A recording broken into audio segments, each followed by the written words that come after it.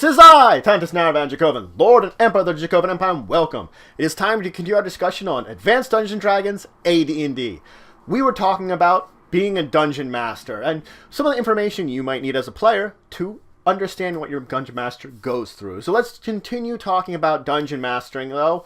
Let's talk about initiative. Because initiative is something that you're going to continually make during combat, and it is not a set number. It is going to change between rounds from round to round. It is effectively going to kind of determine what's going on in the orders that people are going every round. Now, the basic way of determining initiative is a D10 roll that each side will roll. So you're rolling in groups of each side and determining their initiative, and you will go in ascending order from lowest number to highest number. On ties, of course, they'd be acting the same. Now, the book does provide two charts. The first chart is of normal modifiers to initiative that would apply. For any of these to apply to your group, the entire group has to have this modifier. That means you'd have to look at every individual members of whatever side you're talking about, if whether it's one side, two sides, three sides, four sides, all combating it out, because these are all the different allied groups together when we're talking about them. Then you just, if everyone would have that modifier, then it would apply to the initiative. If only some of them do, you ignore it. The same was with an optional group of modifiers that is also provided in here that you would look in order to see if any of those would also apply. Again, these are optional ones depending on the situation if you want to alter possible initiatives depending on what's going on. Now, there are two other optional systems to deal with initiative. The first off is the group initiative. What this would mean is you roll like normal for each group individually, but rather than when you're looking at any of these modifiers, whether they're the normal ones or optional ones, when you look to the group, you look not that they all have it. You look each to the individual. So this time you're keeping track of the individual actors, so to say, the individual creatures in the initiative, but you roll once for the group, the D10, and then add or subtract the modifiers for each creature individually to figure out what their initiative would be. This is a little bit more way that creates more dynamics within the initiative, within the rounds, rather than putting everybody together at once, but it doesn't bog things down too much, and it does make it that it is a little less slow, that you can keep track of these modifiers, and if the next round the person loses them or they just keep them the same, then you can do that appropriately. The other option is for each individual to roll their initiative and apply their modifiers individually. This is also not a terrible one to use, that everyone would roll their own initiative separately. Roll a D10, add or subtract any modifiers, compare them, lowest to highest goes in that order. The problem with this is if you get into large-scale combats where you have a lot of enemies or a lot of creatures involved in it.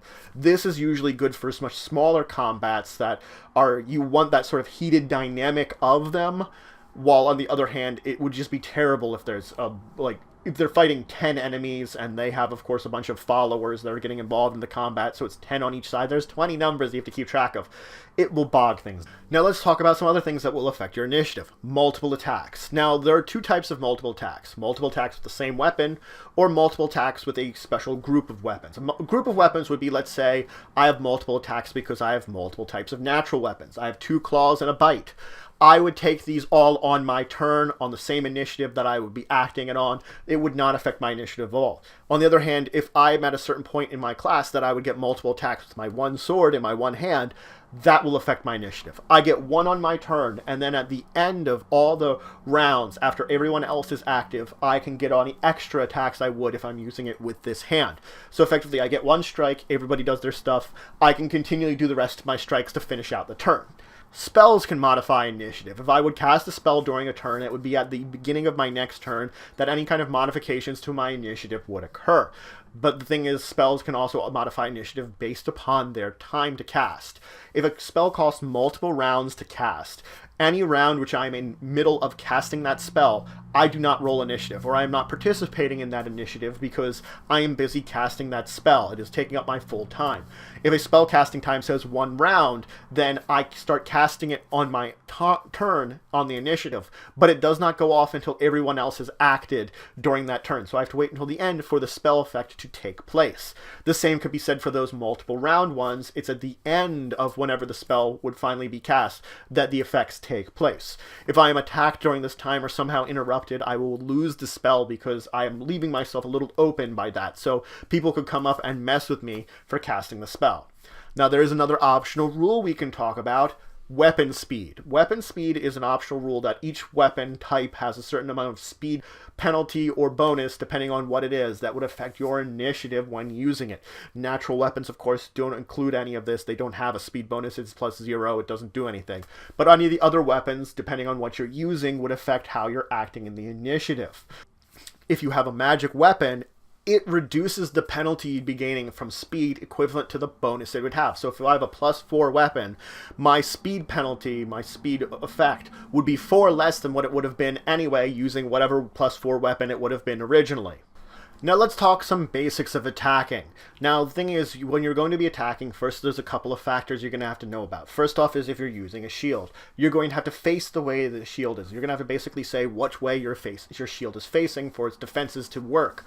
That means if something's attacking me from like this way, I have to say my shield is facing towards them. Or I could say my shield is to my side, or maybe to like this side. I effectively am choosing which way I'm also facing in regards to that creature by saying which way my shield is facing. Now, of course, you have to say every battle's unique, so there's a lot of factors that are going to go into it. You could possibly be running across a room and still get your attacks in. It's just a matter of what's going on in the battle and the matters of all the different techniques involved within it. Now, you can get surrounded by creatures. Now, the amount of creatures that could be attacking you are limited by the size and, of course, the shape of the size and reach of weapons and such like that. So if people are using longer weapons, they can possibly squeeze more people in. But assuming that are usually more shorter hafted weapons and you're just trying to surround someone, traditionally a normal person could be surrounded by about 6 people. As I said, of course, if you're something that's much larger, more things can be getting to surround you. And also, depending on the weapon size, they could possibly get more people too. Again, it's all these factors that determine how much.